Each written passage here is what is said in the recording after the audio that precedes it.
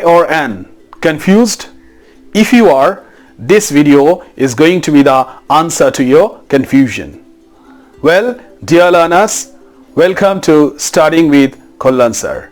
And in this video, I am going to be discussing where A or N should be used. So, without wasting a single second, let's get into it. Dear learners, before I make a start on explaining what articles are, I would just like to tell you a piece of information. In fact, I have made another video on the same topic in Bangla language. If you would like to watch that video as well, you can go to the description box. I have left the link in. Now let's see what articles are. A, N and the are called articles. Now these articles are divided into two groups or classes. The first one is known as the definite article, whereas the second one is known as the indefinite article. Now, the is called the definite article. Just have a close look at what is written. The is called the definite article as it points to some particular person or thing, which A or N does not. Now, let's have a close look at what is written next. A or N is called indefinite article because it does not point out any particular person or thing. Now, we can come to the conclusion that a definite article is just the opposite of indefinite article. In fact, the word definite refers to something which is certain. And that is why we can say, or we can conclude, that a definite article definitely refers to something particular, instead of talking about something in general or common. When we say the boy, what does it mean? When we say the boy, that means it is the boy of whom we are talking about, or it is the boy who is already known to us, or it is the boy who might be in front of us. So these are the three possible meanings of the word the. Okay? Now when we say a boy, what does it mean? That means it may refer to any boy in the world, and it is common. It is not anything which is particular that happens in the case of a definite article. Now before I start explaining where A or N should be used, I would like to do two things. I would like to tell you the meaning of A or N first. In fact, A or N means one. And that's why before a singular countable noun we should use A or N. Remember, a singular countable noun. But there are some exceptions to this rule. We have the expressions in English like I'll go for a walk, I'll go for a drive, or a swim, or a picnic. You know, all these words, walk, drive, swim, picnic, are not countable at all. Still we use A before them. We have the expressions also like he has got a cold, he has got a toothache, he has got a headache. You know, before all these words which are not countable at all, we use A. Now, I would just like to teach you A, B, C, D. This is what I'm going to do. I have already told you that I'm going to do two things, and this is the next thing I'm going to do. I'm going to teach you A, B, C, D. In fact, I'm not kidding at all. I am really going to teach you A, B, C, D from the perspective of pronunciation. I would like you to have a close look at the letters which are circled. In fact, I have circled the vowels, and I would like you to have a look at the consonants. Now, what are consonants? Consonants are those letters which cannot be pronounced without the help of vowels. And vowels can be pronounced on their own. That is why they are called vowels, and for pronouncing the consonants we need to have vowels in front of them or after them. Just have a look at the letters. Pronounce the letter B. What comes after it? It is E, which is a vowel, comes after it. C, E comes after it. D, E comes after it. But look at this one, F. So A comes in front of the letter F. Remember, we are going to use article in front of the words, not after the words. That is why whenever we have a vowel sound in front of the letters, only those letters have to be taken into consideration. These letters are of no use because we are not going to use articles after the letters. Remember, these letters are of no use at all. This letter would be important for us. This one is not going to help us. This letter is not going to help us. This letter is going to help us. Now you can have a look at all the other letters, which I'll not talk about because the video would get lengthier. Now I would like to tell you that W and Y are semi-vowels. Though I'll not talk about it right now, I will just show you how and where A or N is used. Just have a look at what is written over there. A is used before. This is the first lesson and we learnt it in our childhood. Remember this one, before a consonant we should use A.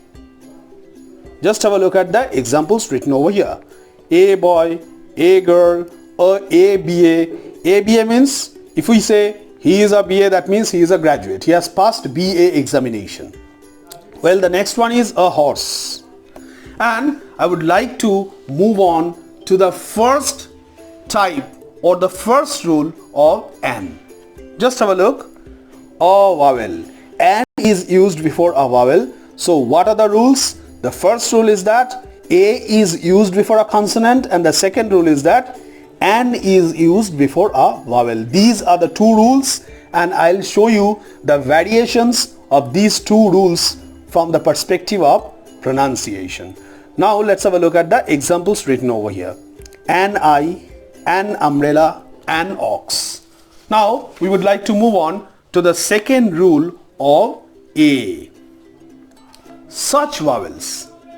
Remember, A is used before such vowels that sound like U, Y-O-U, or in some books it is written Y-U. Remember the sound. You can pronounce these words and you can understand on your own why they are so and why A should be used. Just have a look at the word A university, A European. Though they are vowels, still we are using A. A European, A UE. UE means a female ship. A useful thing, A unit, A unique. Now we will just have a look at the word from the perspective of pronunciation. Here I have written the word university. Just have a close look at the pronunciation I have tried to write. If you write the word university from the perspective of pronunciation, it would look like this. University. Remember, the first letter Y is a consonant. And remember the first rule, before a consonant A should be used. And that is why we have used A. Pronounce the word European. It should be like this, Y-O-U-R-O-P-E-A-N, European. And as Y comes as the sound, A should be used as it is a consonant, and this should happen in all the other cases I have written down. Now I would move on to the second rule of N. Just have a look at these individual letters spoken with a vowel sound. Now what are individual letters? Individual letters are those letters which are not pronounced altogether. They are contracted forms and all these letters are pronounced separately or individually. We don't say ma. Just have a look at this word. We don't say ma, we say M-A. That means we pronounce each and every letter separately. This has to be understood. And remember, there's another thing which is a bit irrelevant still, I'm telling you. There's a rule of grammar that after each and every contraction we should put a full stop. What the students generally do is to avoid the full stop of the last contraction, and they leave this full stop. What do? They put a full stop after the first letter, and they put a full stop after this as well, and they leave this full stop, which they are not supposed to do, because O here in this particular example is the contracted letter for the word officer, and as it has been contracted like the other two letters, this also has to have a full stop after it. Okay, and I would also like to tell you, just for these cases I showed you the pronunciation of the letters. Remember this. Now I would like to show you why that should happen. Just have a look at this one. M-A. How do you pronounce M? M. So A comes in front of the letter M, and as this A sound comes, we should use an, because we have already learnt that before a vowel we should use an. And the same is the case with F-I-R. Pronounce the first letter F. A comes before it, and that is why we should use an. And the same is the case with this one as well, S-D-O. So A comes in front of the letter, that is why we have used an. Just have a look at the examples written over here. An L plate, an SMS, an SDO, an MA, an X. Now we have the last but not the least rule to be discussed. Look at the third rule. H when is silent. That means an is used before H when it is silent. Now what is a silent letter? The silent letters are those letters which are not pronounced at all in words. I'll give you the simplest example possible. Walk, W-A-L-K.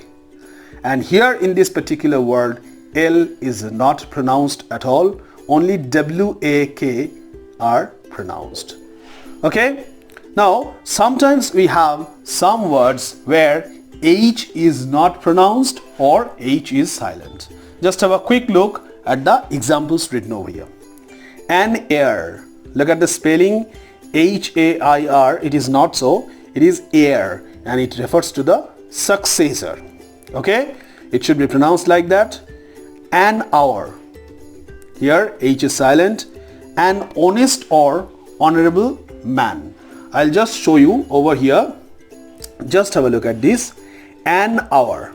Here I have crossed H just to show you that in this particular word here H is almost non-existent, or we should say H is non-existent from the perspective of pronunciation. We are pronouncing it like this. It is without H.